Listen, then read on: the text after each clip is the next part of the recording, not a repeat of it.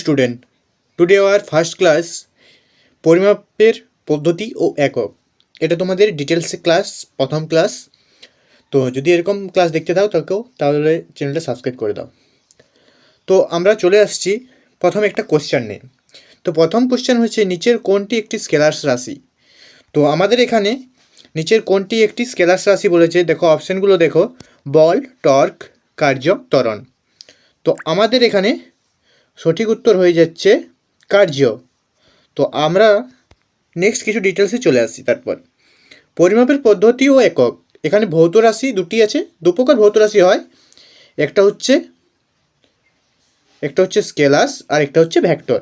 Scalars রাশি কী আমাদেরকে জানতে হবে। স্কেলার রাশি যেটার মান আছে, আর ভেক্টর রাশি যেটার মান এবং দিক, একটা যাওয়ার দিক, এই দুটোই আছে সেটাকে হচ্ছে আমরা ভেক্টর রাশি বলবো। আবার এখানে একক আবার দুই প্রকার, একটা হচ্ছে প্রাথমিক একক আর একটা হচ্ছে লব্ধ একক। এই প্রাথমিক একক এবং লব্ধ একক বলতে কী বুঝি? প্রাথমিক এককের একটা উদাহরণ নিচ্ছি আমরা, যেমন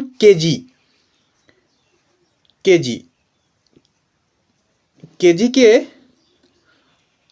আমরা কেজির ভর আমরা কি জানি? কেজির ভর বলো।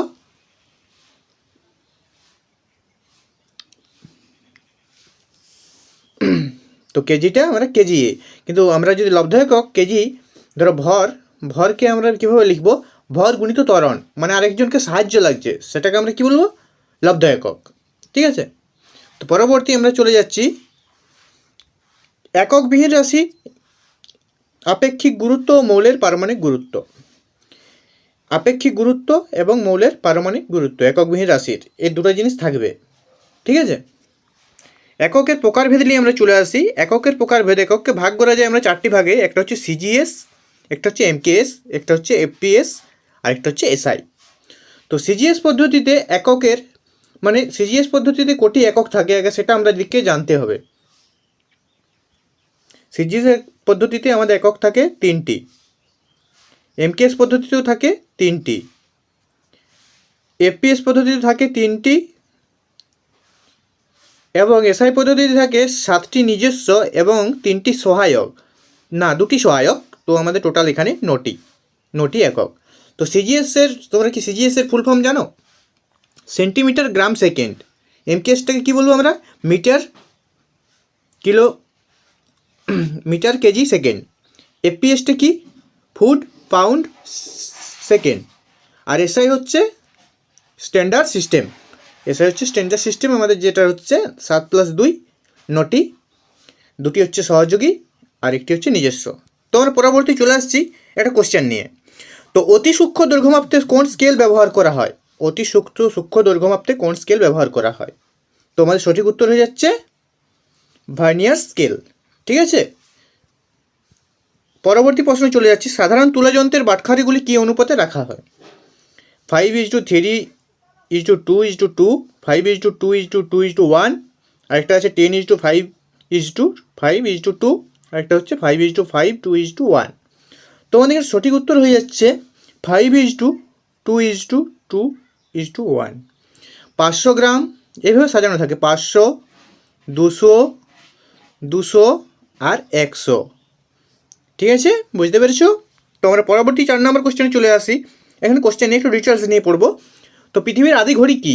পৃথিবীর আদি ঘড়ি হচ্ছে আমাদের সূর্য বা চাকতি। ঠিক আছে। পৃথিবী ও সূর্যের মাঝের যে গড় দূরত্ব নির্দেশ করে সেটা আমরা কী দিয়ে মাপি?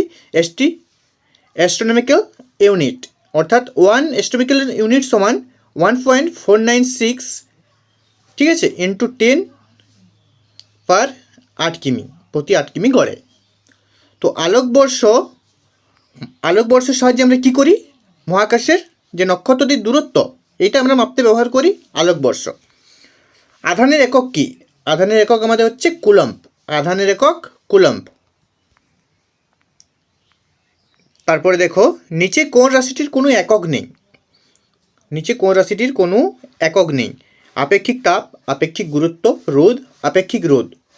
তো আমাদের এখানে সঠিক উত্তর হয়ে যাচ্ছে আপেক্ষিক গুরুত্ব।